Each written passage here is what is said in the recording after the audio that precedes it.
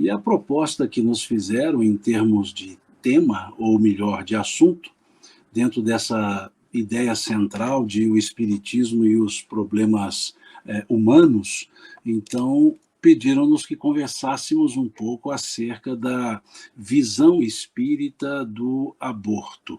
Foi a proposta que foi feita para que discorrêssemos hoje. Então vamos conversar um pouco sobre essa ideia, sobre essa visão espírita sobre o aborto, ou do aborto, mas primeiro é importante que nós construamos alguns raciocínios dos princípios fundamentais da doutrina espírita, para que nós entendamos como é esse posicionamento, ou melhor dizendo, por que o posicionamento da doutrina espírita, ou das respostas dadas pelos espíritos a essa questão do aborto. Porque se nós apenas nos circunscrevermos ao aborto em si, sem explicarmos, sem entendermos a dinâmica espiritual, a dinâmica espírito-matéria, nós ficaríamos num campo de certo, errado, permitido, proibido. E é importante que nós entendamos que não há um aspecto de proibido, permitido. Sempre é um aspecto de consciência. Mas o que a doutrina espírita nos oferece é a base para que nela nós construamos o raciocínio e entendamos por que o posicionamento dos espíritos é da forma que eles demonstraram sobre o aborto, que nós falaremos mais à frente um pouco. Então eu peço que primeiro nós entendamos alguns princípios basilares do pensamento espírita, para que nós percebamos que, entendendo essa dinâmica da existência espiritual, a dinâmica da encarnação, a dinâmica da não fatalidade, a dinâmica da escolha das provas, a dinâmica da reencarnação, nós aí entendamos o porquê que o aborto não é indicado pelo pensamento espírita. Então, eu peço licença para que nós construamos esse raciocínio, para que entendamos, primeiramente, esse conjunto de ideias, para que não caiamos num reducionismo de certo e errado, num reducionismo de pode e não pode, porque o assunto sozinho, ele desperta celeumas, desperta posições, desperta passionalidades. Mas como se pede o tema a visão espírita, precisamos entender, então, mais amplamente o que é a visão espírita sobre o viver, sobre o estar na Terra, sobre o encarnar, porque entendendo essa lógica, entendendo essa dinâmica, nós entenderemos mais facilmente o aspecto do aborto e também a forma que os espíritos abordaram o tema. Então vamos conversar um pouco, deixa eu só me ajustar na cadeira aqui que deu um probleminha. Primeiramente entendendo o ser principal que é o espírito, ou seja, somos nós, porque todos nós somos espíritos, todos nós somos espíritos, e o ser principal da existência é o espírito. O espírito, que segundo consta na questão 115 do Livro dos Espíritos, foi criado simples e ignorante. Ou seja, somos criados simples, únicos, indivíduos, na condição já espírito, e ignorantes. Desconhecemos as coisas, podemos aprender as coisas. Na questão 116 do Livro dos Espíritos, nós vemos Kardec perguntando aos benfeitores espirituais se haverá espíritos que permanecerão para sempre nas camadas inferiores da evolução. E os espíritos responderam, não. Todos os espíritos evoluirão. Então vejamos essa resposta dada pelos espíritos. Criados simples e ignorantes, os espíritos vão aprendendo, conforme vemos lá na questão 122 do Livro dos Espíritos, e ali desenvolvendo, evoluindo em um tempo mais ou menos curto, dependendo das escolhas dos espíritos, que é um dos elementos do processo evolutivo, o poder escolher, o livre-arbítrio, obviamente em função do próprio nível de consciência. Então, um princípio básico do processo do pensamento espírita, além do espírito, obviamente, é a evolução. Evoluiremos. Isso sim é um determinismo da lei de Deus, como está nessa questão 116 do Livro dos Espíritos, quando diz, então, todos os espíritos evoluirão. Todos os espíritos evoluirão. Observando mais à frente a questão 132 do Livro dos Espíritos, nós vamos ver uma pergunta interessante que Kardec faz e uma pergunta fundamental para entendermos esse processo da chegada do espírito aqui no mundo material.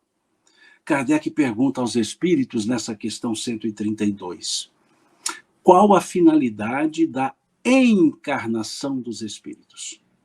Qual a finalidade da encarnação dos espíritos? Vejamos que a pergunta é: por que que o espírito precisa encarnar? E uma pergunta interessantíssima, porque pensemos, somos espíritos criados no mundo espiritual e uma vez evoluídos, permaneceremos no mundo espiritual. Então, por que que tem esse aparente desvio de rota? Por que esse aparente desvio de um ser espiritual precisar vir para o mundo material para ele voltar para o mundo espiritual? É isso que Kardec está perguntando. Ele não está perguntando reencarnação, ele está perguntando o ato encarnatório. Qual a finalidade da encarnação dos espíritos? Por que o espírito precisa encarnar? E os espíritos respondem para ele: Deus vos impõe a encarnação com a finalidade de vos fazer progredir. Observemos essa resposta. Primeiro, o verbo impor. Deus vos impõe a encarnação com a finalidade de vos fazer progredir. O que nos indica que encarnar, esse verbo impor, encarnar significa que é uma necessidade. É necessário. O verbo impor não é o aspecto de uma obrigação relutante. Não, não. O verbo impor é para dizer que é necessário. Não há outra forma para a evolução no nível que estamos, senão pelo processo encarnatório. Então, por isso diz, Deus vos impõe a encarnação com a finalidade de vos fazer progredir. Então, qual é a finalidade de estarmos na Terra? Qual é a finalidade de nascermos aqui na Terra? Qual a finalidade de encarnarmos no mundo material? Evolução. Evoluir. Vejamos então a resposta. Deus vos impõe a encarnação com a finalidade de vos fazer progredir.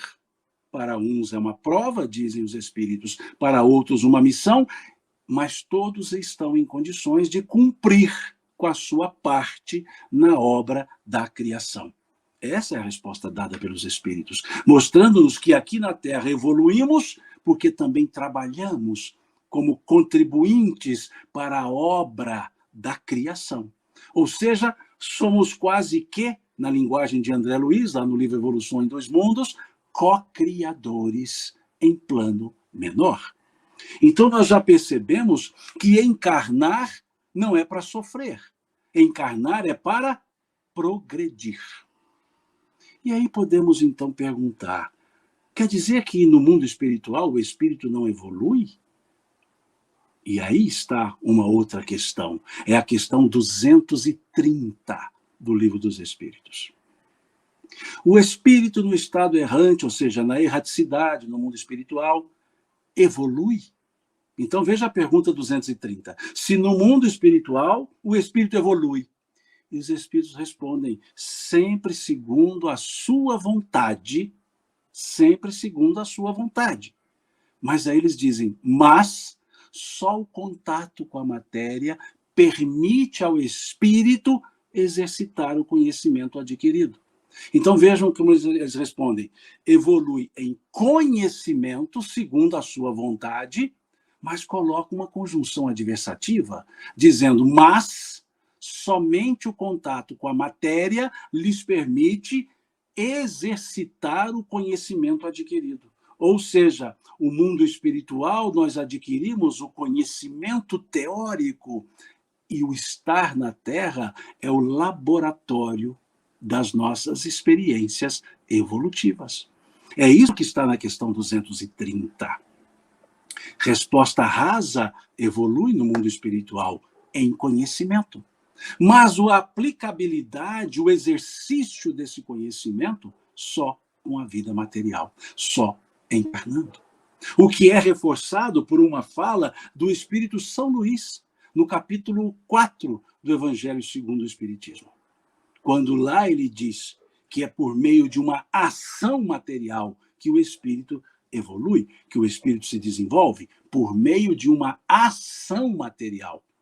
O que é corroborado pelo Espírito Santo Agostinho, lá no capítulo 14 do Evangelho segundo o Espiritismo, que também nos fala da necessidade encarnatória.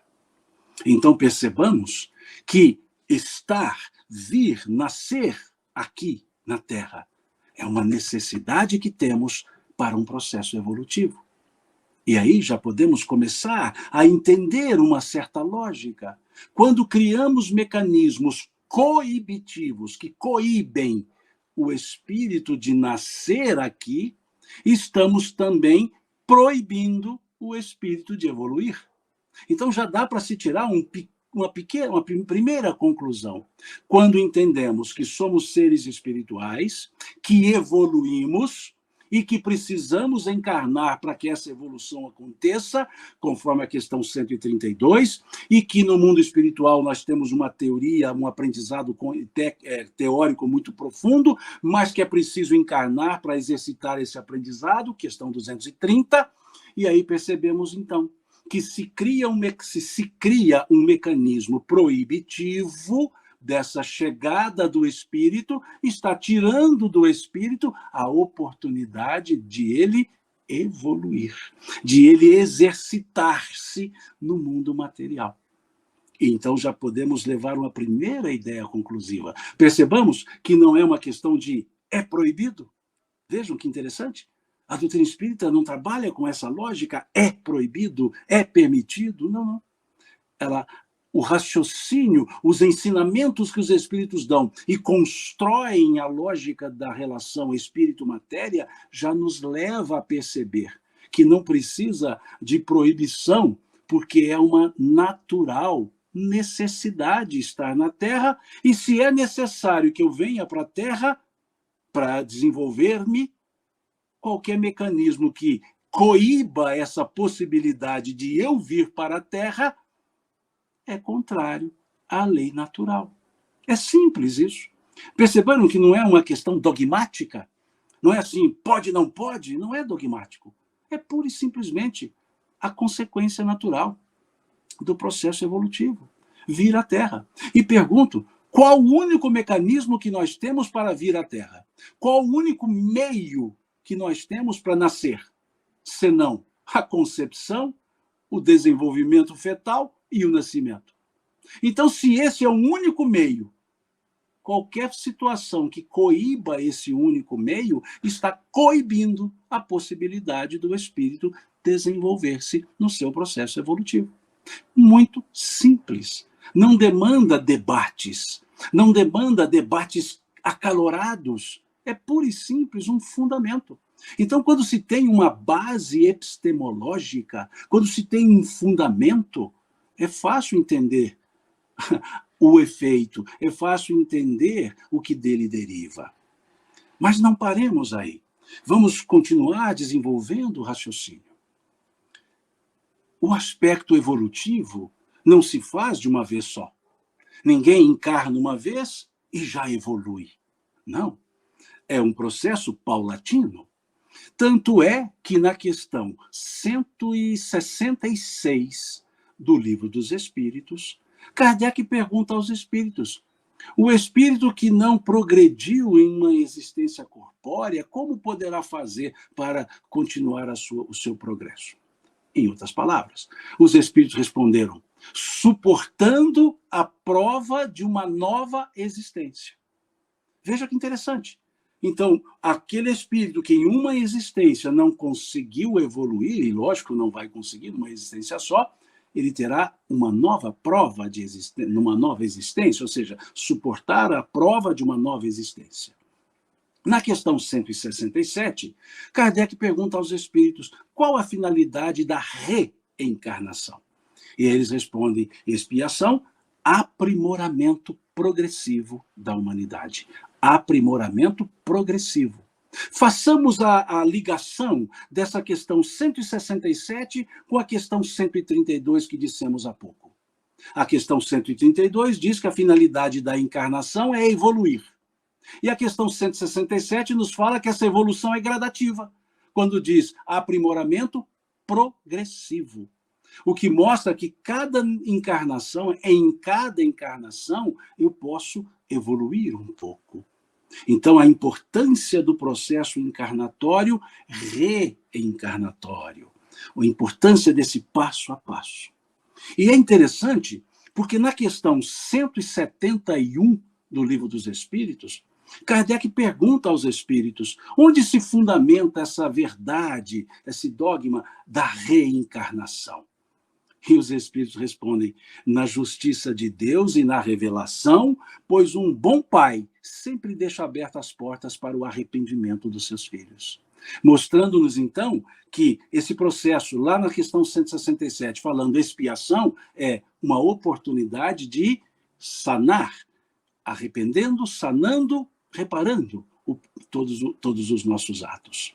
Então, percebamos que estar encarnado ou encarnar tem uma proposta evolutiva e nos permite refazer os atos que não foram bons. Então, mais uma vez, se coíbe a possibilidade da encarnação, está-se também coibindo a possibilidade da reparação dos atos praticados por aquele espírito em encarnações anteriores. Mais um processo para perceber isso, para entender isso. Mais um fundamento para a gente entender lá as questões 357, 358, quando aí sim os espíritos falam do aborto. Mas percebamos que é preciso construir todo esse fundamento para que, quando lá chegarmos, percebemos que é só um exaurimento natural de um raciocínio e não uma regra impositiva absoluta. Até porque nós temos que entender que no processo encarnatório há a participação do espírito na escolha das suas provas, que é o que está na questão 258 do Livro dos Espíritos. 258 do Livro dos Espíritos. Quando lá pergunta-se aos espíritos: o espírito no estado errante tem consciência do que lhe sucederá na existência corpórea? Veja, tem consciência do que lhe sucederá na existência corpórea? E os espíritos respondem: sim, pois ele mesmo escolheu o gênero de provas pelas quais ele quer passar. Não é um querer, é um necessário. Porque precisa haver analogia entre o gênero de provas e as situações vivenciadas, que é o que está na questão 260 do Livro dos Espíritos. Quando, então, ali, Kardec pergunta aos espíritos, dentro dessa lógica que o espírito escolhe o gênero de provas, ele pergunta como pode, então, o espírito escolher nascer no meio de pessoas de má vida? Ou seja, vai ser ruim de escolha desse tanto? Ele pode escolher e escolhe nascer em meios conturbados, difíceis. E os espíritos vão responder justamente isso. Dizer que para que possa cumprir a prova é preciso que ele esteja no meio que o leve a exercitar a prova. Então ele diz, eles dizem, para que haja analogia nas provas.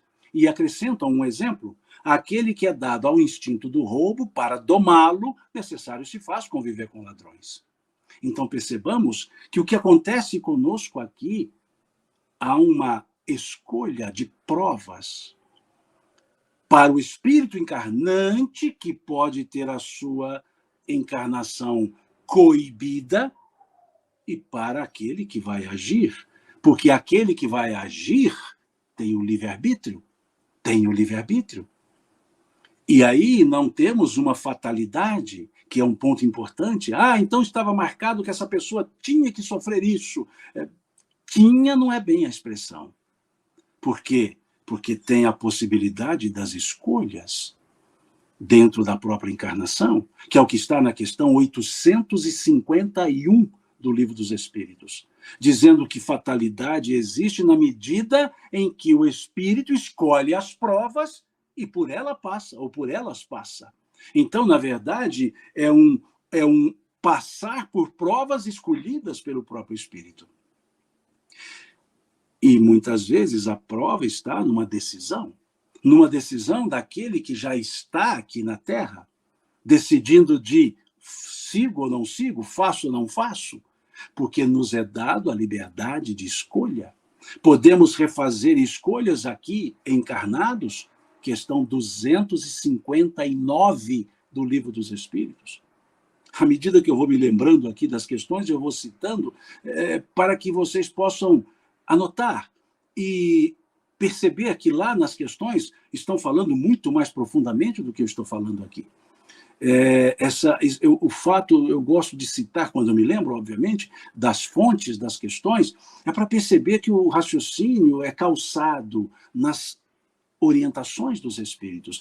O raciocínio é calçado nos fundamentos trazidos pelos espíritos. Não são conjecturas minhas. São, pura e simplesmente, desenvolvimento de um raciocínio calçado. É o que nós chamamos de base epistemológica, ou seja, a base para o desenvolvimento do conhecimento, do raciocínio. Então, por isso eu tenho o hábito, quando me lembro, obviamente, nem todas as questões eu me lembrarei, óbvio, citar a fonte, para que se possa perceber a lógica que está sendo desenvolvida, que não é apartada das orientações, das respostas dadas pelos espíritos. Então, até agora, o que nós já raciocinamos? Que somos espíritos criados simples e ignorantes, que evoluímos, que esse processo evolutivo se dá pelo processo encarnatório, questão 132 e questão 230, e também o capítulo 4 do Evangelho segundo o Espiritismo, o capítulo 14 do Evangelho segundo o Espiritismo, e que esse processo encarnatório se dá por etapas, questão 166 do Livro dos Espíritos, que tem uma finalidade de um progresso gradativo, questão 167, e que está calçada o processo encarnatório está calçado na justiça de Deus, na bondade de Deus, questão 171.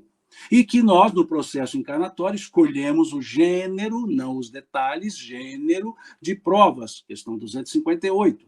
E que temos o cumprir ou não cumprir dessas provas no livre-arbítrio e num determinismo não absoluto que está ligado ao gênero de provas escolhido pelos espíritos, que é a questão 851.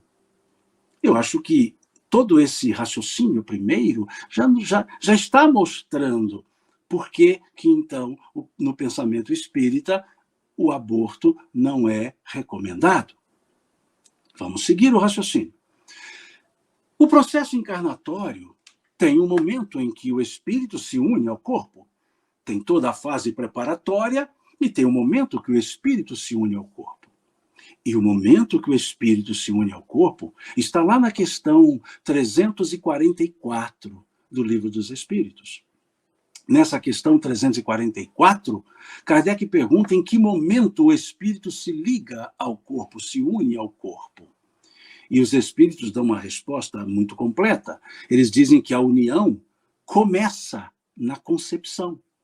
Começa na concepção. Então, significa que, a partir do momento que houve a fecundação, independentemente da nidação, houve a fecundação, já há uma união do espírito com o corpo. Já há uma latência da vida espiritual. Liga-se ao corpo, não quer dizer está no corpo. Une-se, liga-se ao corpo. E ele diz que essa ligação vai se aprimorando à medida da gestação e se completa no nascimento.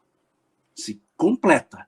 Vejam, a união não se dá no nascimento, ela se completa no nascimento. Posso até pedir licença e fazer a leitura dessa questão. Deixa eu só encontrá-la aqui, essa questão 344, desculpe, 344 do Livro dos Espíritos. Deixa eu só abrir a folha aqui. 344. Veja, em que momentos a alma se une ao corpo? A união começa na concepção, mas só se completa no momento do nascimento. Só se completa no momento do nascimento. Significa, então, que se não nasce, está cortando a completude do processo. E segue, desde o instante da concepção, vejamos a resposta, desde o instante da concepção, o espírito designado para habitar certo corpo, a este se liga, por um laço fluídico que cada vez mais vai se apertando até o instante em que a criança vê a luz. Então, percebamos a completude dessa resposta. O quão clara e completa é a resposta. Uma vez acontecendo a concepção, o espírito já se liga ao corpo e vai se desenvolvendo, vão apertando esses laços, termos usado pelos espíritos, e se completa no nascimento. Por mais esse raciocínio, nós perceberemos, então, que desde a concepção, em qualquer momento pós-concepção, há uma interrupção da possibilidade de nascimento, de encarnação daquele espírito. Não tem mais tantas semanas. Desde a concepção já há uma ligação. Então já há um espírito que se programou, vejam, questão 258, há um espírito que se programou para nascer e escolheu um gênero de provas. E está ali num processo de vinculação com o corpo, no processo da gestação, para que ele, nascendo, possa começar a exercer a sua prova. Então, se ali estamos coibindo a sequência da gestação, estamos tirando do espírito a possibilidade evolutiva, ou seja, aquela programação que ele fez com a aquiescência dos pais, em processos de programação conjunta, ele está, então, sendo proibido de seguir com a sua escolha encarnatória. Veja que interessante. E assim, então, com esse raciocínio,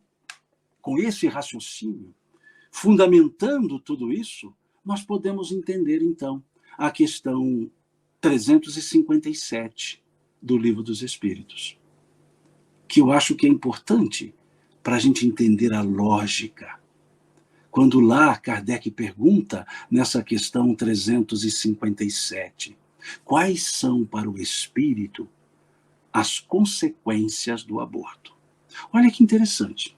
Paremos só na pergunta. Quais são para o espírito as consequências do aborto? Kardec não fez a pergunta quais são as consequências para os pais. Ainda não. Ele quis saber as consequências para o espírito. Lembram que eu disse no início? O ponto focal, o ponto principal de tudo isso é o espírito. É o espírito. Nós temos que olhar o nascimento, a concepção, a gestação e o nascimento pelo prisma do espírito que está vindo. Do espírito que está vindo. Esse espírito que está vindo, esse espírito que está encarnando, ele não derivou dos pais. Vamos? O espírito que está encarnando não deriva dos pais, não é uma parte dos pais. O espírito que está encarnando é um ser independente dos pais, é um ser individualizado, é uma individualidade apartada dos pais. Por isso eu trouxe a questão 115, que fala que o espírito é criado simples e ignorante, ou seja, o espírito não é formado por partes de outro espírito. O espírito é um elemento simples, ele é indivisível, ele é ele. Então, quando os pais colaboram para o processo fecundativo, colaboram no aspecto biológico para a formação de um corpo, que esse corpo não é o espírito, esse corpo será habitado pelo espírito. O espírito é indivisível. Como disse o Cristo a Nicodemos, o corpo procede do corpo, mas o espírito não procede do espírito. Então, por isso eu trouxe a questão 115 para dizer do elemento simples. Um espírito não é formado por partes de outro espírito, de outros espíritos. Ele é um ser individualizado. Por isso a questão 357, ou na questão 357, Kardec traz o prisma do aborto em relação ao espírito que está para encarnar. Ele quer saber qual é a consequência. Mas por que essa pergunta? Porque a encarnação é para a evolução, nós reencarnamos várias vezes, porque o espírito escolhe o gênero de provas para a sua evolução, porque o espírito só consegue evoluir se estiver aqui na Terra na forma absoluta, na forma completa, por assim dizer, a questão 230. Então, por causa de tudo isso, é que Kardec perguntou na questão 357 quais são para o espírito as consequências do aborto. E vejam a resposta dada pelos espíritos. Uma existência nula e que terá que recomeçar. Vejam, a consequência do aborto, da proibição, da coibição do espírito encarnar para seguir o seu processo evolutivo, tem uma consequência. Para ele, para o espírito. Vejam, para o espírito. Qual a consequência? Uma existência nula. Ou seja, tudo aquilo que foi programado, tudo aquilo que foi organizado, todo aquele processo de restrangimento espiritual, todo aquele processo que levou ao aspecto conceptivo, ficou nulo, perdeu. E o espírito perdeu a oportunidade de encarnar para seguir o seu processo evolutivo. Por isso eles responderam, uma existência nula e que terá que recomeçar. Então, vejam, nós paramos quando tomamos uma decisão abortiva, nós estamos dizendo, espírito, você não vai nascer mais. Espírito, você não vai vir para cá. Espírito, você vai voltar, vai ficar no mundo espiritual e numa outra oportunidade você aparece por aqui. Em outras palavras, vou retardar a sua possibilidade evolutiva. Perceberam? Quando a decisão é tomada, estou dizendo ao espírito, você vai ter que esperar mais. Por isso Kardec perguntou quais são, em geral, as consequências para o espírito. E aí, na questão seguinte, na questão 358, eu até peço licença mais uma vez para lê-la, para não perder nenhuma palavra dos espíritos. Na questão 358, Kardec pergunta aos espíritos. Deixa eu passar a questão 358 aqui, peraí. O aborto provocado é um crime, seja qual for a época da concepção? Agora entendamos a palavra crime no conceito estabelecido por Kardec lá no século XIX. Porque nós temos na nossa legislação as excludentes de ilicitude. Então, até a questão seguinte vai mostrar uma a excludente de ilicitude que os espíritos trazem.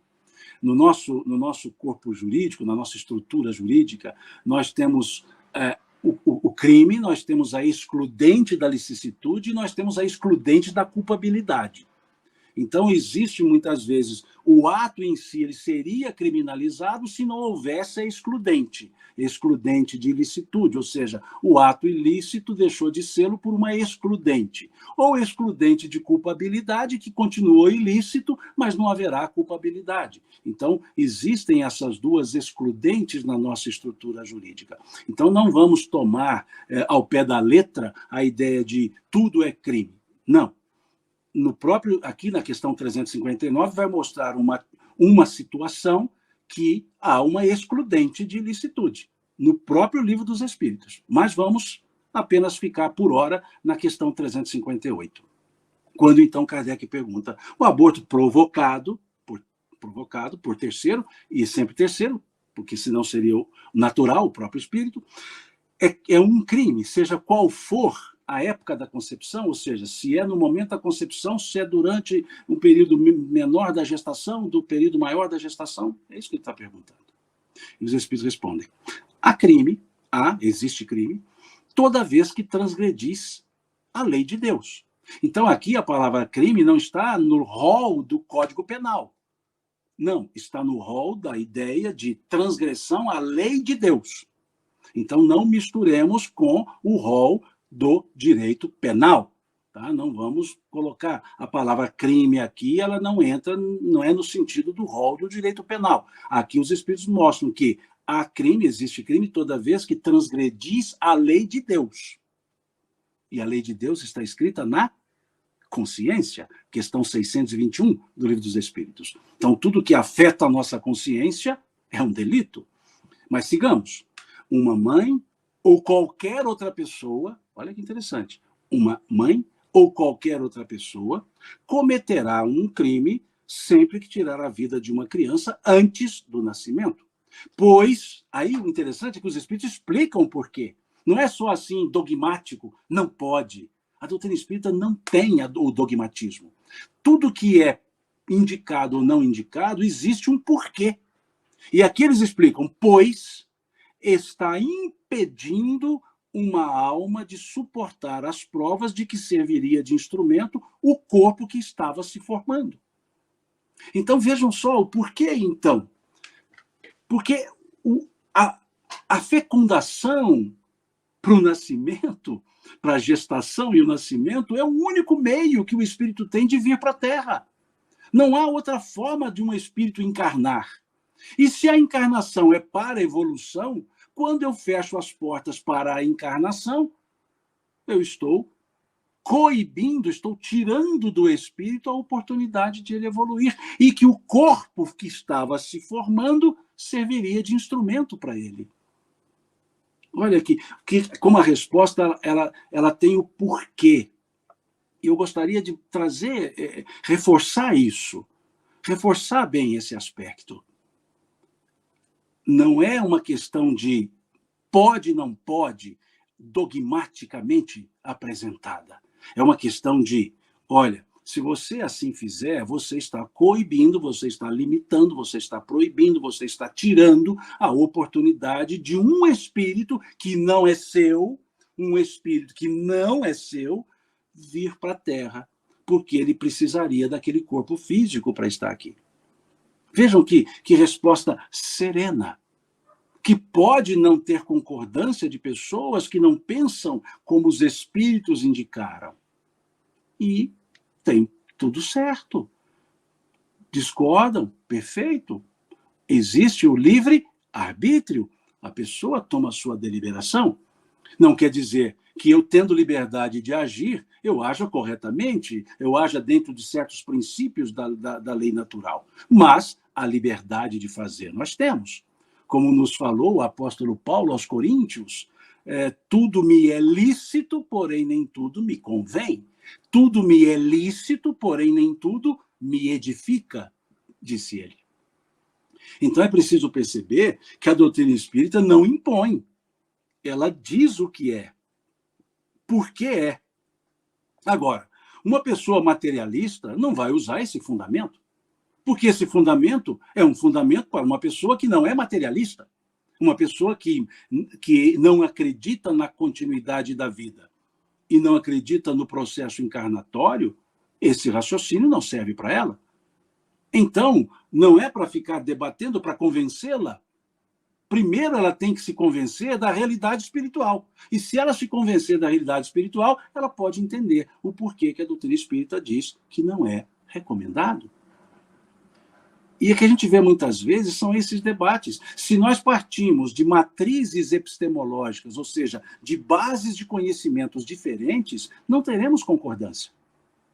E não quer dizer que isso gerará uma briga. É porque são matrizes epistemológicas diferentes. Se a minha matriz epistemológica é a matriz espiritualista, e na matriz espiritualista é o pensamento espiritista, esse raciocínio é lógico. Mas se a minha matriz epistemológica for o materialismo, esse raciocínio trazido pelos espíritos não será aceito. E nem os espíritos serão aceitos, porque para o materialista não existe o espírito.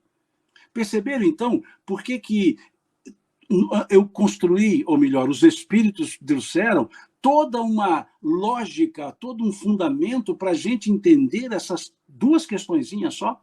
Para a gente entender a questão 357 e a questão 358, nós precisamos de todos esses fundamentos para a gente chegar à conclusão que a resposta dos espíritos estão corretas dentro dessa matriz.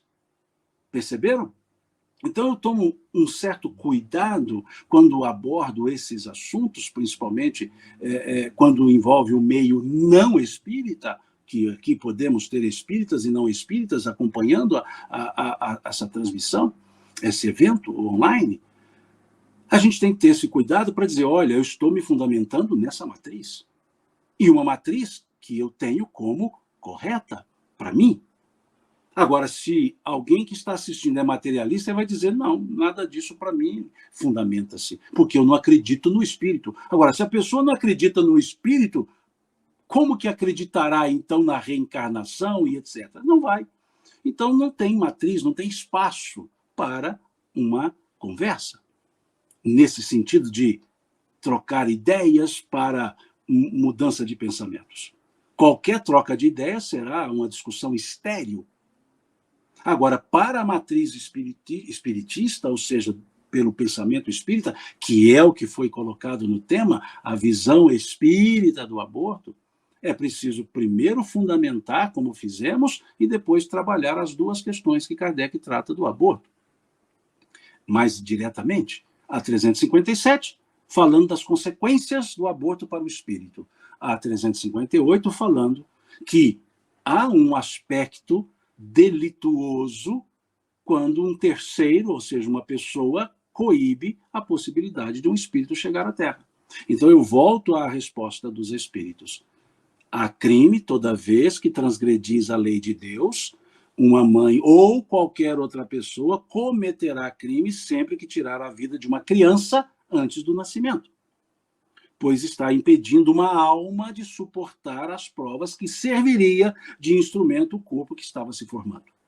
Ponto. Mas há excludente? Sim. Eu posso dizer que nem todo, do ponto de vista espiritual mesmo, eu posso dizer que nem todo aborto é crime do ponto de vista espiritual, porque do ponto de vista material também está claro na nossa legislação, principalmente na legislação brasileira, no nosso Código Penal, há duas excludentes de ilicitude. No Código Penal, no nosso Código Penal, há duas excludentes de ilicitudes. Na estrutura trazida pelos espíritos, há uma excludente de ilicitude, que é a questão 359. Quando se pergunta, no caso em que o nascimento da criança pusesse em perigo a vida da mãe dela, haverá crime em sacrificar a criança para salvar a mãe?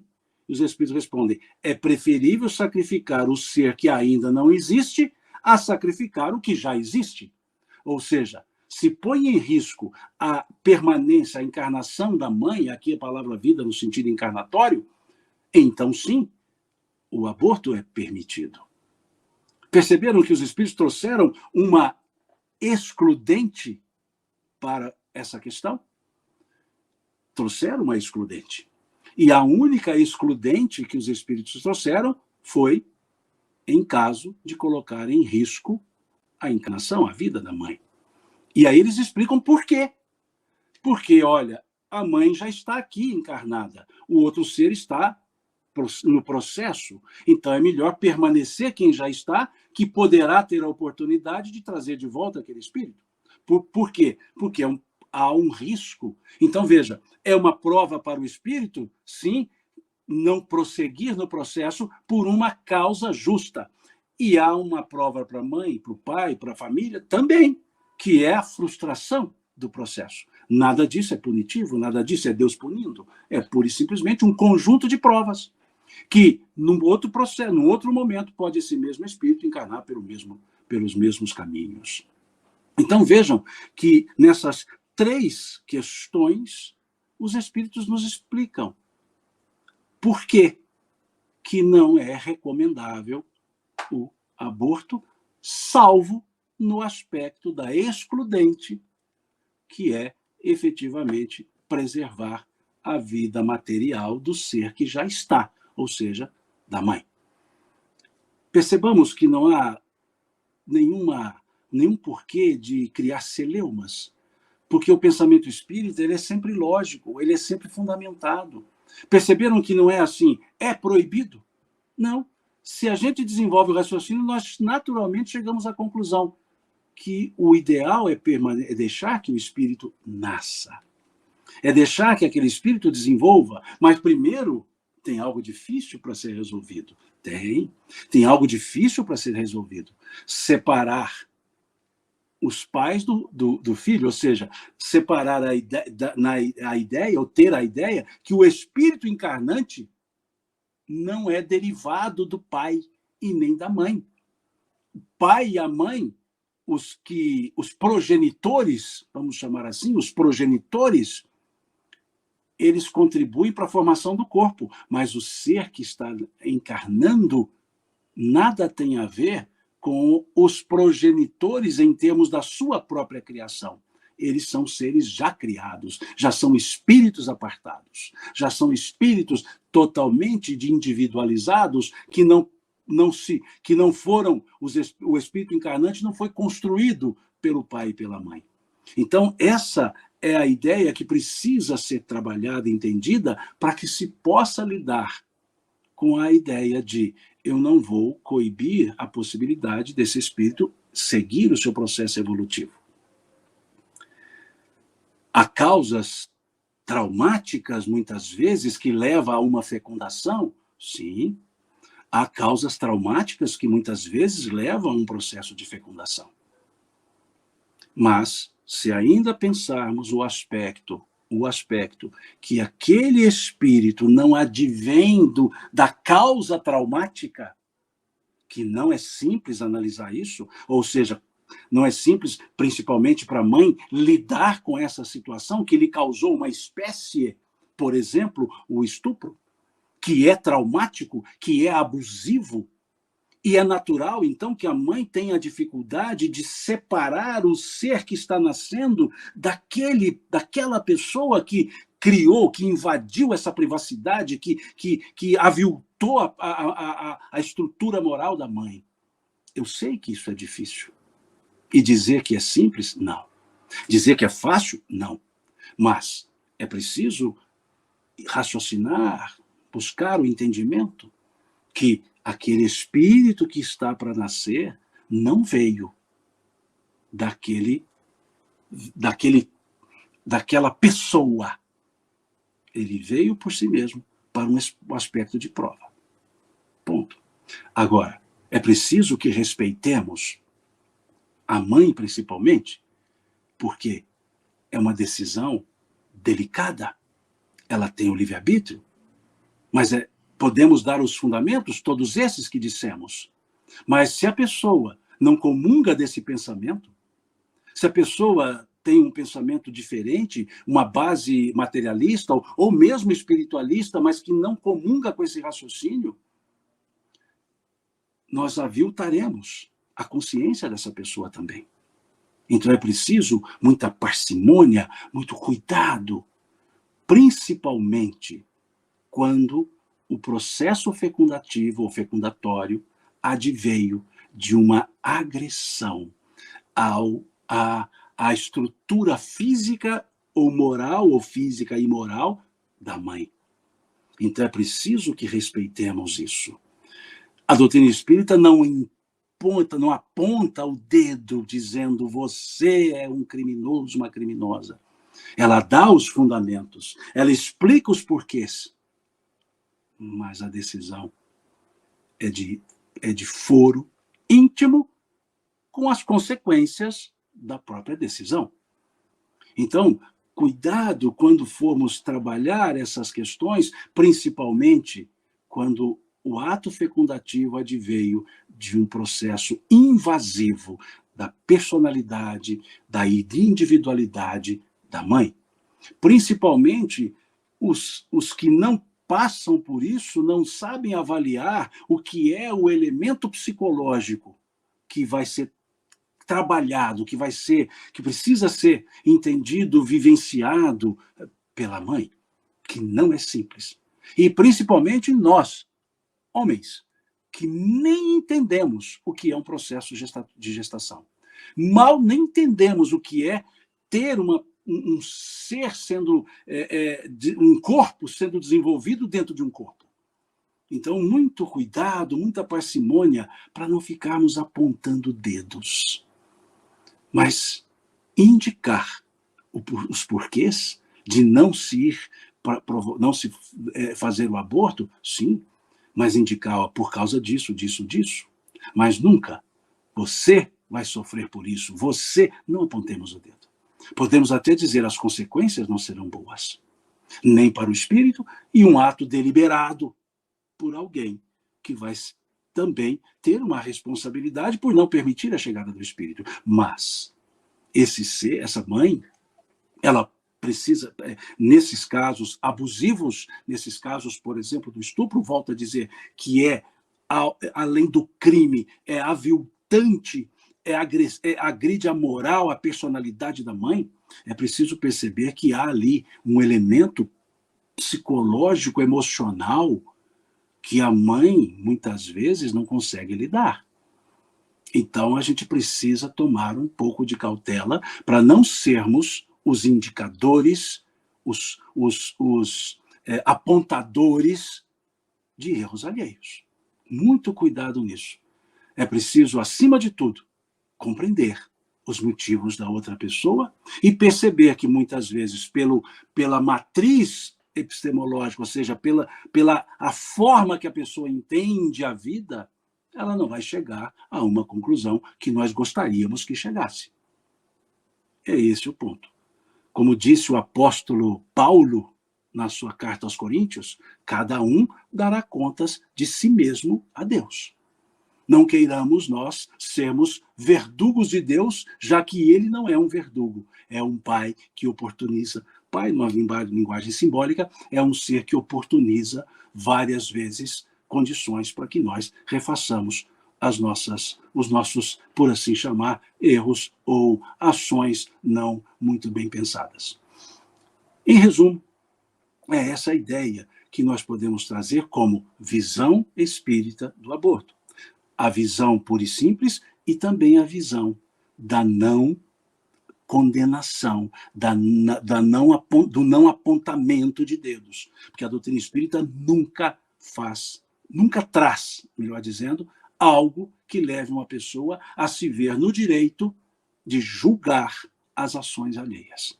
A doutrina espírita, ela é apresentada e quer ser aceita livremente. E isso faço então, o uso das palavras de Kardec, que está lá no compêndio de artigos escritos por Kardec, os artigos, num compêndio chamado Obras Póstumas. Kardec escreve sobre a constituição do Espiritismo, e ele diz assim: o Espiritismo não se impõe a quem quer que seja. Ele quer ser aceito livremente por força das ideias e das convicções. Então, o pensamento espírita nos leva a esse raciocínio, a esse entendimento, e as duas respostas dadas pelos espíritos são claras em relação à não pertinência do aborto. Mas também a doutrina espírita nos diz que ela não vai se impor a ninguém. Cada um vai desenvolver, pelo seu livre-arbítrio, a sua própria consciência. e segui-la, e responsabilizar-se pelas escolhas praticadas, pelos caminhos tomados, pelos rumos escolhidos. Em resumo, é isso. Peço desculpas se porventura não abarquei o assunto da forma que vocês gostariam, mas pude abarcar dentro do meu limitado senso de conhecimento e, na medida do possível, tentando fundamentar cada raciocínio em um pensamento, em uma fala dos Espíritos ali no Livro dos Espíritos.